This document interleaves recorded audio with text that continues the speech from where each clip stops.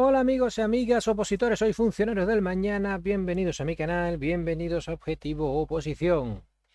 En el día de hoy os traigo el primero de los vídeos acerca de los exámenes de años anteriores, para que vayamos practicando las preguntas de cómo son o cómo son las preguntas de los exámenes, ¿de acuerdo? Si veis el vídeo de presentación de esta lista de esta lista de reproducción, veréis cómo se accede a través de la página del INAP a estos exámenes. Exámenes, como digo, de años anteriores, de todas las convocatorias, de todas las escalas, de todas las especialidades, están en la página del INAP. Id al vídeo anterior, el vídeo de presentación de esta lista de reproducción, y veréis cómo se accede a este contenido. ¿De acuerdo? Bien, pues como digo, vamos a ver el examen del año 2023. El examen del año 2023 se corresponde con la oferta de empleo público del año 2021 y 2022. La convocatoria salió en el año 2022 y el examen se realizó el día 17 de septiembre, si no me equivoco, del año 2023. En este examen, que aquí abajo os voy a dejar el enlace tanto al examen como a la plantilla definitiva de respuestas, se hicieron 20 preguntas acerca del temario de informática general. Si no me equivoco, los 4 años que he mirado es el que más preguntas hicieron. Como ya he dicho en el vídeo inicial, el que para mí fue el que tenía más nivel. Vuelvo a repetir, todo esto lo tengo en el vídeo de presentación de la lista de reproducción, que he dividido las preguntas en 3 niveles de dificultad: fácil, medio y difícil. El fácil es para aquellas preguntas que sí o sí te las tienes que saber. Leyendo cualquier libro de informática te van a explicar esa pregunta. El medio es la dificultad de una pregunta que se puede sacar si estudias, pero lo normal es que se saque a través de la experiencia en ese ámbito. Es decir, si por ejemplo te dicen cómo conectar el wifi del ordenador, de las siguientes acciones, ¿cuál tendrías que hacer para conectar el wifi del ordenador?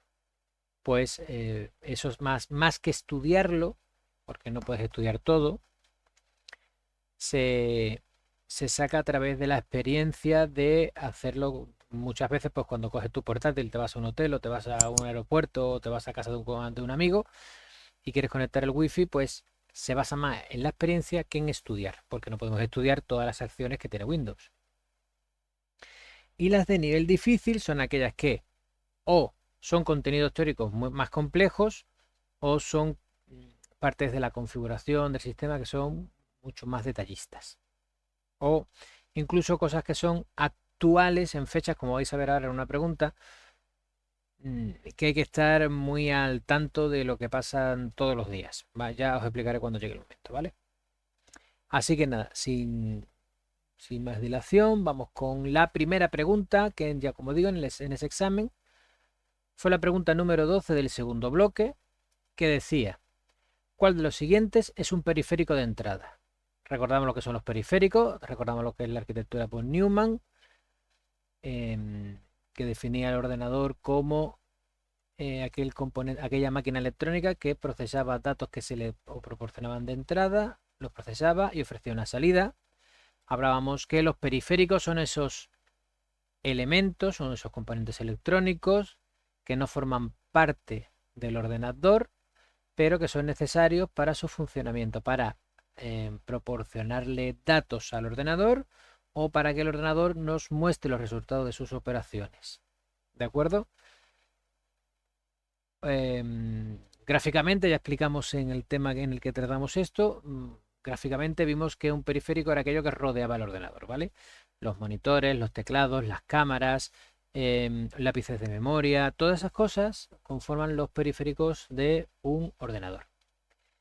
Ya hablamos que los periféricos los dividíamos en periféricos de entrada y periféricos de salida y periféricos mixtos. Periféricos de entrada eran aquellos que daban datos al ordenador.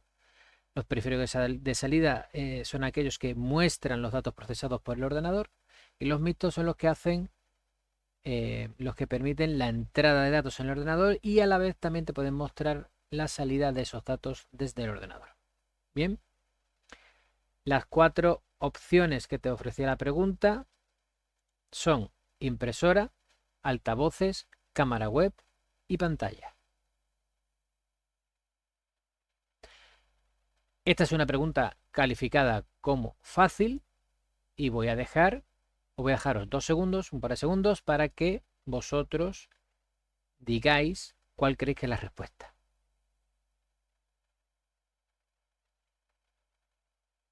Recordamos, periférico de entrada. Ofrece datos al ordenador. Voy a decir la respuesta en 3, 2, 1. La respuesta sería la cámara web. ¿Por qué? Una impresora, simplemente lo que sería la impresora, no estamos hablando de una impresora multifunción, ¿vale? Damos por sentado que la impresora es aquello que imprime papel, ¿vale? La impresora es un periférico de salida. Saca cosas, saca datos del ordenador. Los altavoces, de la misma forma que la impresora ofrece una impresión en un papel, los altavoces ofrecen sonido. ¿De acuerdo? También son periféricos de salida. Y la pantalla nos muestra lo que el entorno gráfico de lo que está produciendo el ordenador. También es un periférico de salida. Por lo tanto, la única respuesta sería cámara web. La cámara web capta nuestra imagen y la introduce en el ordenador. ¿De acuerdo? Esta está calificada como fácil. Cualquier la puedes sacar por sentido común, cualquier teórico, cualquier texto, contenido que veáis, os va a hablar de los periféricos de entrada y salida y os va a hablar como un ejemplo de la cámara web. ¿De acuerdo? Bien. Siguiente pregunta. Pregunta número 13. De las opciones propuestas, indique cuál es la última versión del sistema operativo para móviles Android. Bien. Sabéis que los móviles tienen un sistema operativo. Los móviles, la inmensa mayoría, utilizan el sistema operativo Android, que es aquello que hace que funcione el teléfono. Como todos los sistemas operativos, tienen versiones.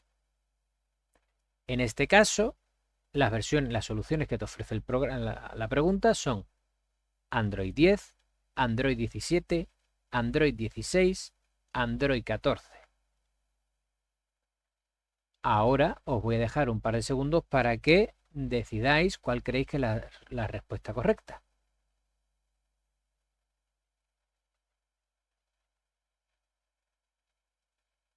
Voy a daros la respuesta en 3, 2, 1. La respuesta correcta es Android 14. Bien. Esta pregunta, para mí, es la más difícil de todas las que se hacen en este examen. ¿Y por qué? Si no estáis familiarizados, si no estáis al día, mejor dicho, con las versiones de Android, no sabéis cuál es la versión de Android que ahora mismo está en el mercado. Android tiene, las versiones de Android se asocian con un nombre de un dulce, ¿vale? Entonces, por ejemplo, al igual que Apple, las versiones de su sistema operativo primero se llamaron animales y luego se llamaron como montañas americanas, Android las versiones de Android se asocian a dulces, ¿de acuerdo? Así, por ejemplo, vamos que aquí porque para no equivocarme, nombres de las versiones de Android. Por ejemplo, hay una que se llama Cupcake, otra Donut, otra Eclair, otra Gingerbread, otra Honeycomb, otra Ice Cream, Sandwich, Jelly Bean, Kit Kat, Lollipop, Marshmallow, Nougat, Oreo, Pie, etc. Son nombres de dulces. ¿De acuerdo? Incluso si estuvierais más familiarizado con todo esto, a lo mejor por el nombre podríais sacarlo, pero no por el número de la versión, ¿de acuerdo?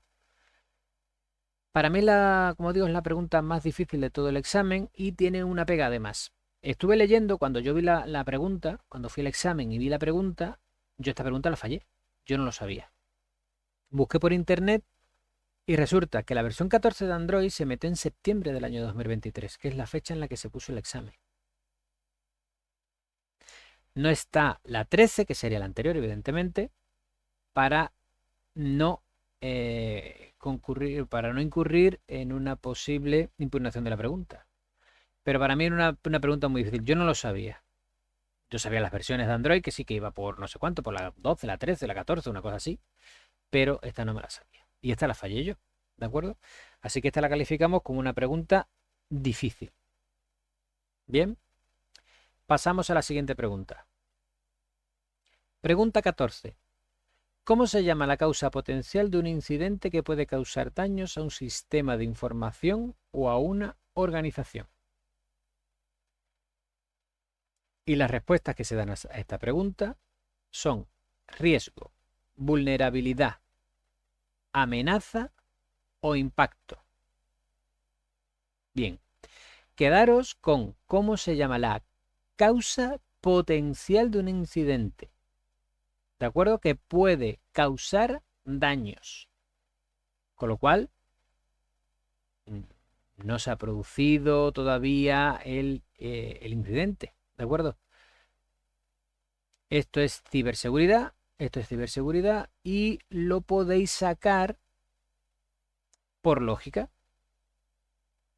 ¿De acuerdo? Es bueno tener ciertos conocimientos de ciberseguridad, pero lo podéis sacar por lógica. ¿De acuerdo? Os voy a dejar unos momentos para que decidáis cuál es vuestra solución.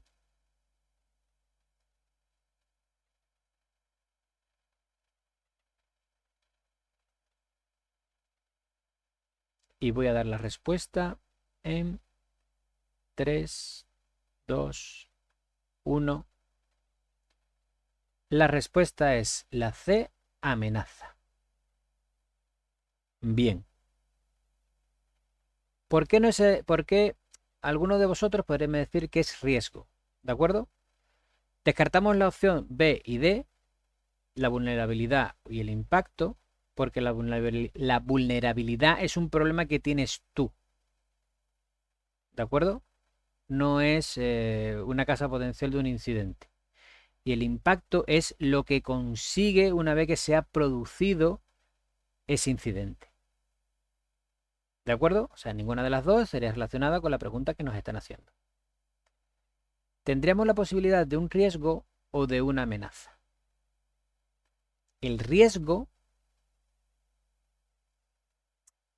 es la consecuencia de la amenaza.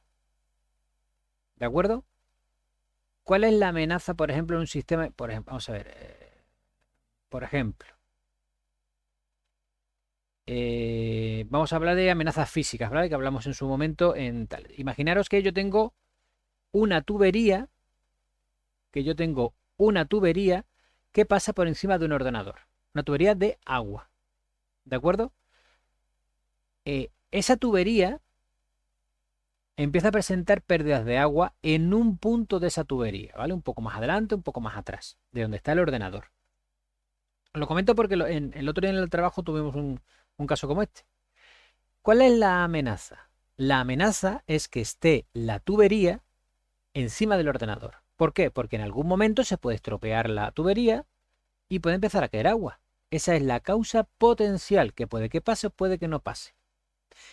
¿Y qué es el riesgo? El riesgo es cuando la tubería se ha picado y empieza a caer agua. Ese agua, esa picadura, puede ser antes del ordenador, después del ordenador o sobre el ordenador. ¿De acuerdo? Pero ese es el riesgo. ¿De acuerdo? La causa potencial de un incidente que puede causar daños a un sistema de información o una organización es una amenaza. ¿De acuerdo? Esta pregunta la he calificado como de dificultad media porque tendríamos que valorar la definición de cada una de las 4 soluciones, riesgo, vulnerabilidad, amenaza e impacto, con la pregunta que nos está haciendo. ¿De acuerdo? En teoría podríamos hablar de la que sería una dificultad media-baja. ¿Por qué? Porque si has estudiado un poco de seguridad informática que te viene en el temario, esto tendrías que saberlo. ¿De acuerdo? Pero aún así lo he puesto como de dificultad media. porque a la hora de estudiarlo podemos confundir, como he dicho, amenaza con riesgo. Bien, continuamos. Pregunta número 15. ¿Cuál de los siguientes fue el primer fabricante de microprocesadores? Las respuestas son Intel, ADM, IBM o Spectrum. Os voy a dejar unos segundos para que decidáis cuál es la respuesta correcta. Y voy a dar la respuesta en 3, 2, 1. La respuesta correcta es Intel. No sé si vosotros conocéis una marca de procesadores ADM o una Spectrum. Yo no la conozco. Con lo cual descartamos esas dos y nos quedaremos con Intel o IBM. Cualquiera de los temarios que veáis, cuando se habla de historia de la informática, se habla de los fabricantes de microprocesadores y de que el primer procesador, cuando se habla del primer microprocesador, se habla de Intel. ¿De acuerdo? No se habla de que el primer fabricante de procesadores, no, sino aparece el primer microprocesador de Intel, no sé cuánto, ¿vale? Así que la he calificado como fácil porque es una pregunta que en cualquier temario de historia de la informática os tiene que aparecer. ¿De acuerdo? Continuamos. Pregunta número 16. En Windows 10, para acceder a una red inalámbrica hay que seguir los siguientes pasos. Este es un ejemplo de pregunta que os dije anteriormente. La respuesta sería: barra de tareas, red conectar, barra de tareas seguridad de Windows, conexión de red, inicio, configuración, accesibilidad, inicio, configuración, sistema. Voy a dejaros unos segundos para que respondáis la pregunta.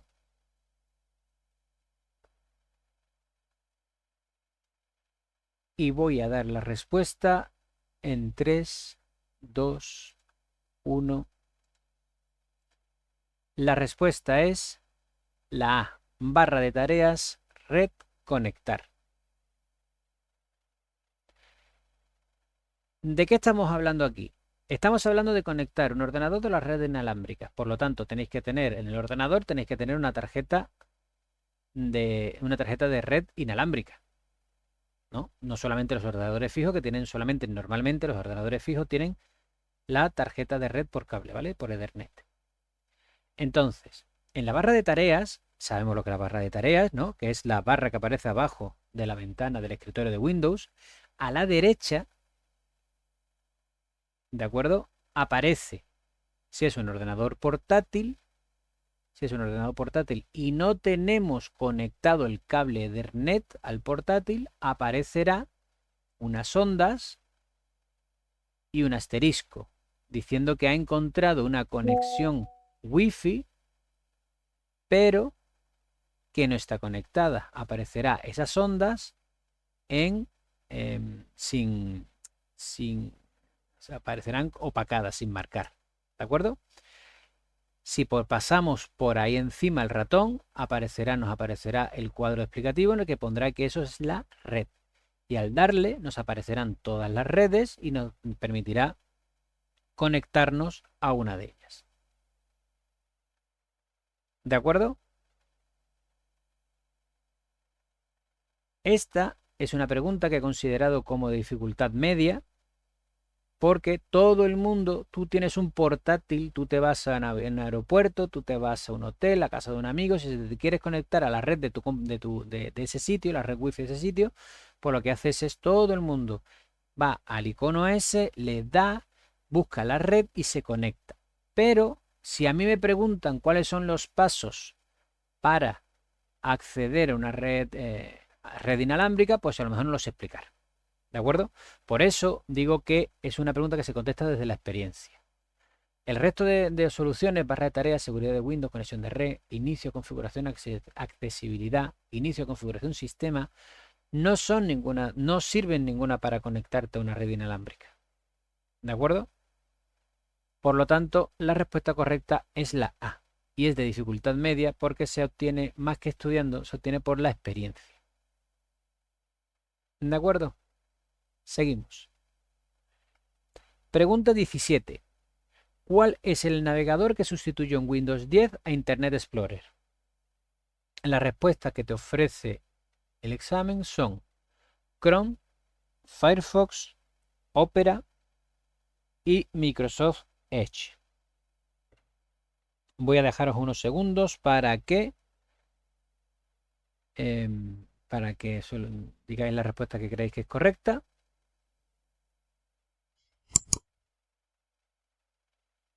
Y voy a dar la solución en 3, 2, 1. La respuesta correcta es la D, Microsoft Edge. Esta pregunta la ha calificado como fácil debido a que todo el que está trabajando con ordenadores ha visto el paso de hace tiempo de Internet Explorer a que ahora se llama Microsoft Edge. Todo lo hemos visto, vamos, no creo que haya nadie que no se haya dado cuenta del paso de uno al otro ahora, ¿vale? Chrome es un programa que tienes que descargar, Firefox es un programa que tienes que descargar y Opera es un programa que tienes que descargar. Microsoft Edge viene incluido con Windows 10 en lo que antes era Internet Explorer. Si tú te compras un ordenador nuevo, los 3 primeros navegadores los tienes que instalar, pero el cuarto no. Y la gente que ya tenía ordenadores de antes ha visto cómo Windows 10 le decía que iba a cambiar Internet Explorer a Microsoft Edge. Por eso lo he clasificado como una pregunta fácil. Bien, seguimos. Pregunta 18. Si hacemos clic con el botón derecho del ratón en una carpeta en el explorador de archivos de Windows 10, nos permite... Respuesta A, duplicarla. B, imprimir cualquier documento. C, restaurar versiones anteriores. D, mover a OneDrive. Voy a dejaros unos segundos para que digáis la respuesta que creéis que es la correcta.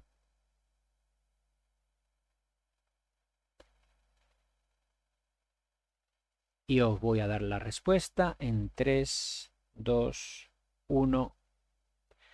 La respuesta es restaurar versiones anteriores. Aquí es importante que veáis que se habla de una carpeta. No es un archivo, es una carpeta. La opción de duplicarla no aparece en el... No existe la opción de duplicar. Puedes crear un acceso directo, puedes abrirlo aquí, abrirlo allí, abrir cuenta, no sé qué, pero no existe la opción de duplicar. Imprimir cualquier documento se imprimirá si haces clic con el botón derecho sobre el documento que quieras imprimir. Y mover a OneDrive no aparecen las opciones. Así que la que queda es restaurar versiones anteriores, que funcionará dependiendo si tienes creado puntos de restauración o autoguardado. Pero eso no es lo que nos pregunta. He calificado esta pregunta como una pregunta de dificultad media, debido a que, como ya veis, es una pregunta que se saca no de estudiar el sistema operativo, sino de la experiencia, de estar acostumbrado a que si pulsas el botón derecho sobre carpeta, de que esto de restaurar versiones anteriores te suene y el resto no. ¿De acuerdo? Venga, seguimos. La pregunta 19 dice: abrimos una consola de Windows PowerShell con un usuario administrador y escribimos cert mgr.msc. ¿Qué sucederá? Las respuestas que nos ofrece son: nos dice que no se reconoce como un comando interno y externo. Se abre la herramienta de administración de certificados. No recibimos ninguna respuesta. O se abre la herramienta para certificar archivos de Windows. Os voy a dejar unos segundos para que digáis cuál creéis que es la correcta.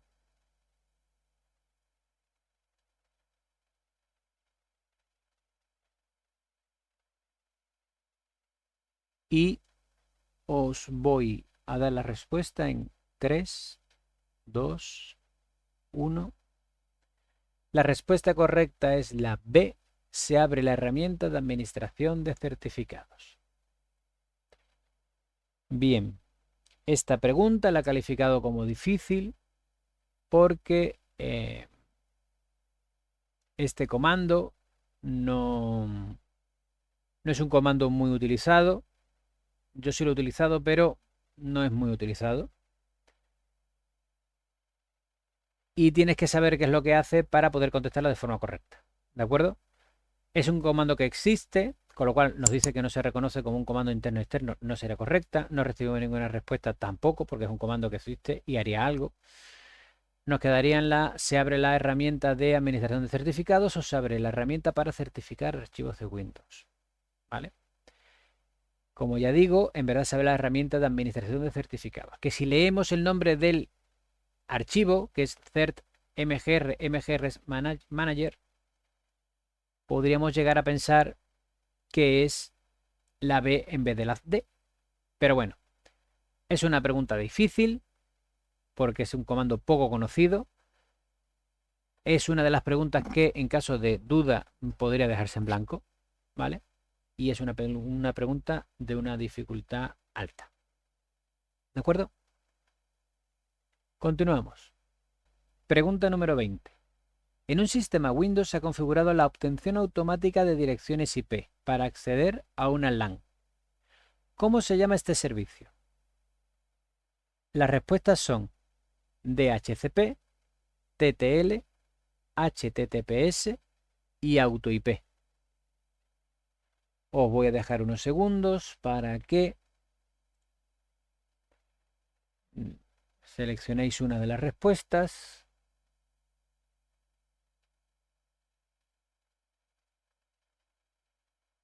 Y os voy a dar la solución en 3, 2, 1. La respuesta correcta es el protocolo DHCP. Este protocolo lo hemos dado en el tema de protocolos. ¿Y en qué consiste? Sistema Windows ha configurado la obtención automática de direcciones IP. Como ya sabemos, todo equipo informático que se conecta a una red tiene que tener una dirección IP que es única para que se pueda comunicar con todos los elementos, ya sean de esa red o fuera de esa red. Bien, la dirección IP se la puedes asignar tú, le puedes decir el número de la dirección IP, o puedes utilizar un servicio de asignación automática de IPs. Ese servicio se llama DHCP y te lo puede en nuestro router, en nuestras casas, en nuestra red de casa, te la asigna el router de la casa. El router de la casa te da una dirección IP para estar dentro de la red de tu casa. ¿De acuerdo? El protocolo DHCP tiene un rango de direcciones, las que sean, ¿vale? Y te dará una de ellas. ¿De acuerdo? Te la asigna de forma automática. En el momento en el que te la asigna para siempre. Tú puedes refrescarla, puedes decir, pues a partir de ahora ya no quiero esta dirección, quiero otra, dame otra dirección, ¿vale? Pero lo normal es que se quede esa dirección, el DHCP. El TTL no es un protocolo, es un tiempo en línea que es... ¿Cómo lo explico? Es el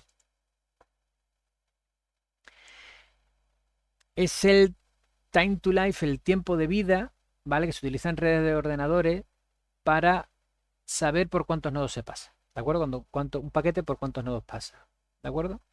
El protocolo HTTPS, ¿vale? Es el de transferencia de páginas, el protocolo de páginas web seguro. ¿De acuerdo?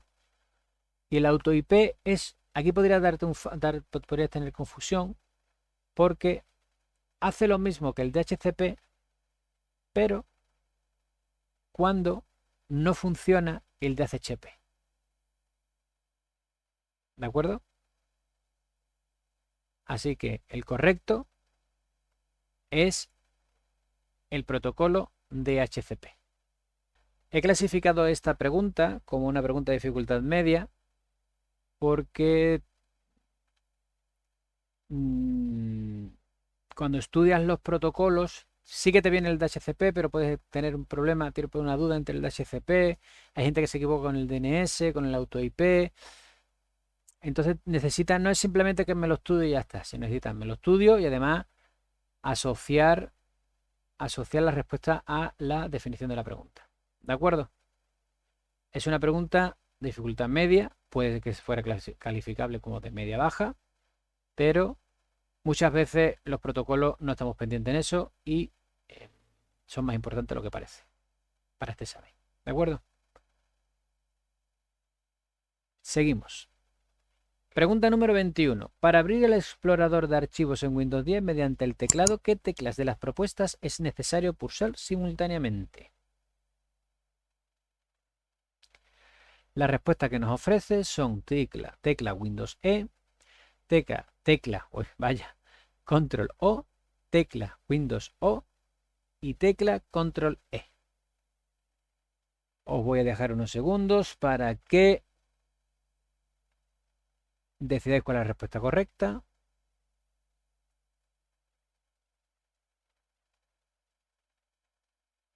Y voy a daros la respuesta en 3, 2, 1. La respuesta correcta es la A, tecla Windows E. ¿Qué os digo aquí? Pues no os puedo decir otra cosa que los atajos de teclado os lo tenéis que aprender. En este examen, si no me equivoco, había 2 preguntas de atajos de teclado. Y no eran difíciles porque la Windows E, pues la tecla Windows y la E de explorador, bueno, pues como regla mnemotécnica la podemos más o menos aprender. Yo recomiendo de los atajos de teclado que tengáis una serie de acciones comunes, como por ejemplo abrir el menú ejecutar, abrir el explorador de archivos, abrir el navegador web, etcétera, etcétera. Esa serie de teclas, esa serie de combinaciones de teclas las tengáis presente. Aprenderos 6, no digo más, 6. Acciones genéricas, ¿de acuerdo? 6. Y con esas 6, si os cae, perfecto. Si no os cae, mala suerte. Y luego, lo vamos a ver en otra pregunta que hay, son combinaciones de teclas que la puedes asociar al movimiento de lo que hacen, ¿vale? Pero eso lo vemos después. Yo recomiendo que acciones como abrir el cliente de correo electrónico, abrir el navegador web, abrir el explorador de archivos, abrir esas cosas, os las sepáis. 6, 7, 8, las que podáis, no hace falta más, ¿vale? Como es una cosa que se aprende más por la experiencia, ¿vale? Porque yo sí que es verdad que, por ejemplo, abro el comando ejecutar con Windows R, o abro el explorador de Windows con Windows E, bloqueo el ordenador con Windows L, o cambio el aspecto de la pantalla, la duplicidad de la pantalla con Windows P. ¿De acuerdo? Eso se sabe por experiencia. Eso, como en base a la experiencia, esta pregunta se contesta mucho más fácil, pues por eso lo he clarificado como una pregunta de dificultad media. ¿Vale? Y nada, vamos a dejarlo aquí. Vamos, porque si no me va a quedar muy largo. Me va a quedar muy largo el vídeo. Y ahora hago una segunda parte con el resto del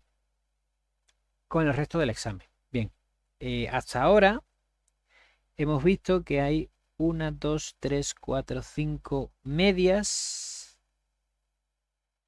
5 medias, 3 fáciles y 2 difíciles. ¿Vale? No sé cómo os ha ido a vosotros. Decidme cómo os ha ido. Si estáis de acuerdo con todo lo que hemos visto. Si creéis que alguna explicación no está bien. O si creéis que necesitáis alguna explicación más. ¿Vale? Este ya te digo, este es el examen. Y estas son las soluciones. Tenéis los comentarios para escribirme lo que queráis. Y ahora dentro de un rato pues colgamos el siguiente vídeo. El siguiente vídeo de la siguiente parte, la segunda parte del examen. ¿Vale? Venga, ánimo, seguimos.